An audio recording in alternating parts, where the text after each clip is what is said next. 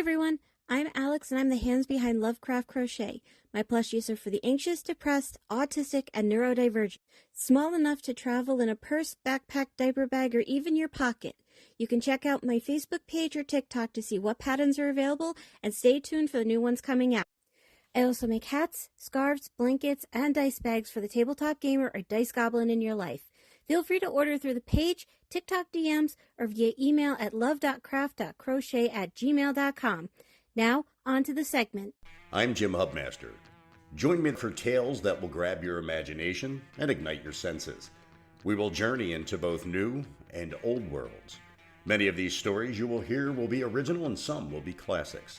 So sit back, relax, and join me, won't you, for Candlelit Stories, available wherever you listen to podcasts. Due to the graphic and disturbing nature of the crimes discussed, listener discretion is advised. Retrostatic Radio presents Killing 15 Minutes. Hello and welcome to Killing 15 Minutes, where you get your true crime fix in 15 minutes or less, or your podcast is free.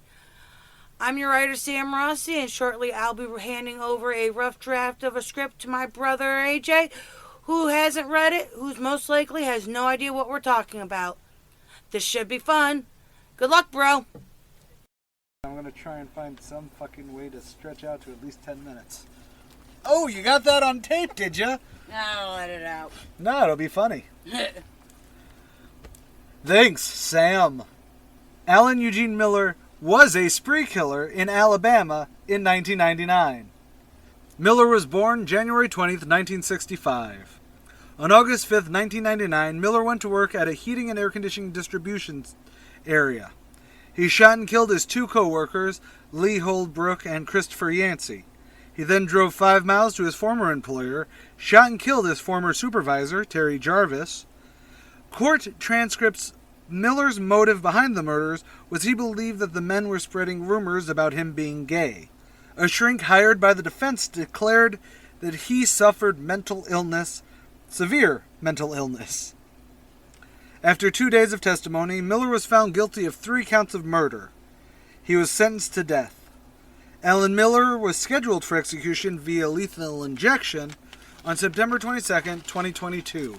However, the execution was canceled after prison staff failed to establish intravenous access to deliver the lethal injection. Miller filed a federal lawsuit following the attempt.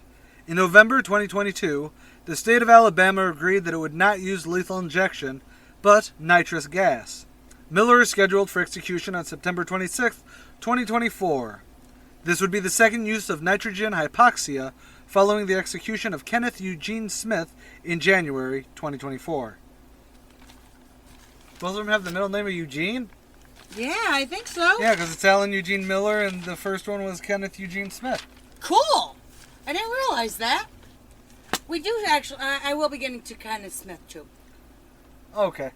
A lot of this notebook has executions. I want to put a final nail in the coffin. Yeah, but you know what the problem with that is? A lot of this notebook is also a page and a half things that I need to stretch out. However, I will say, this is an interesting, I will say this does actually have some interesting discussion points.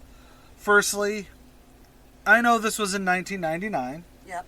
You know, he was raised by people who did not like the gays.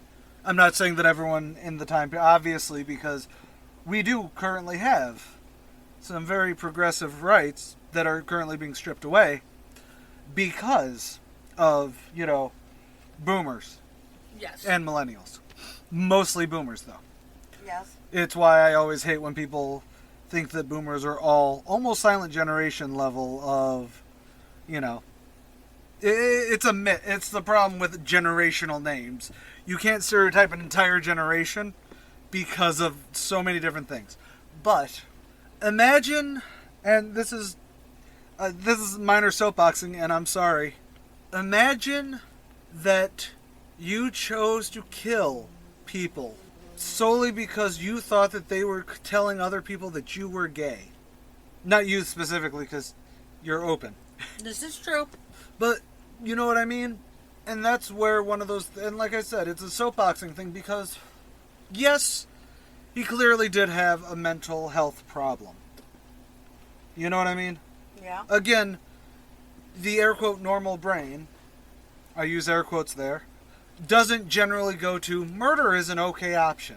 Now you can argue, well, death penalty, that's a discussion point about morality, not about mental, Right. But at the same time, his own homophobic views, be they because he did not like the gays himself or because he was in fear of being labeled as gay, Right.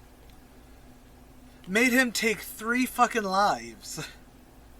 And this wasn't even a spree killing insofar as They were random people. boom, boom, boom. It was my 2 coworkers. Then I have to get into my vehicle, drive at least 5 minutes away. Yep. Say he's speed. Let's be real. He could be speeding. Yeah. And so it could have even been quicker than that. But to go kill a former employee. Former employer. A former employer. You're right. Thank you. You know what I mean? And this is what... excuse me. And this is why... Fuck it, I'm going to go full. This is why Pride Month needs to exist. It isn't about going, hey, respect the gays. It's about going, hey, being gay is okay. Yeah.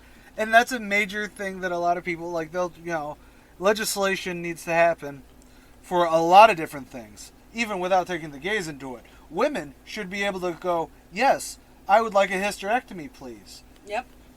Even when you're married to another woman. I know many women who would really like hysterectomies, but they're like, their doctors are, bodily autonomy is a good thing. That's not the point. The point is about the gays. Being gay is okay. You don't have to be gay, but there are people like this guy where even the hint that someone might think you might be a little gay will trigger you to the point of murder. And that is fucking dumb. Okay, I get it. Again, he definitely had some mental health issues to go, I need to kill the people who I think are saying I'm gay. Right. That's his thing. But if he did not have the notion in his mind that being gay was horrible, being gay was the worst thing ever, even with that mental illness, it wouldn't have been the murder trigger. Nope. I mean, yes, you're very well, and then we can argue, well, there was probably going to be another trigger anyways. Right. But that is... It is stupid, on the stupidest level. Again, I'm not trying to make light of mental illness. No. That is a very important thing as well. Especially men's mental health is very important. Yes. But this is the difference between toxic masculinity and masculinity. Yes. Okay?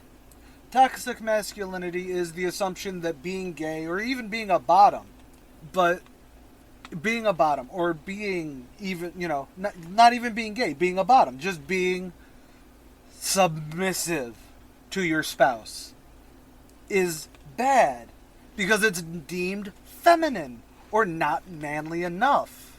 Whereas masculinity is someone going, you're gay. Like, fuck, not for you, or anything like that. It's, right. There is a positive masculinity, me calling, no, I'm not going there. I don't need that in the air. But the point is that, and you can go into different things, like, we've all wanted to shoot up our place of employ at one point. You know why that's an intrusive thought that most people don't do? Mental health. True. Especially post-COVID, I would say, where suddenly everyone turned into the worst fucking human beings around in public. I forgot where my train of thought here was. I don't know, I lost it. Don't kill people because of gay people. The end. I'm done. I'm AJ Carey. I'm Sam Rossi. Later, y'all. Killing 15 Minutes is hosted by Arthur Carey, with scripts written and researched by Sam Rossi. If you like this episode or want to stay updated on this series, consider following Killing 15 Minutes on Patreon or Retrostatic Radio on all major social media platforms. Good night and God bless. You're watching Retrostatic Radio. Wheel of Random is turn, turn, turn. Tell us the 15 minutes we shall learn. I'm Sam Rossi, writer and co-host of Randomly 15 Minutes, where the Wheel of Randomness gives me the topic and I write about it. I'm Megan Klodnicki, and I'm the host of Randomly 15 Minutes. I cold read what Sam writes and learn in real time about a random topic. You can find us on all major podcast platforms and YouTube. Follow us on Facebook at Randomly 15 Minutes to get more random facts.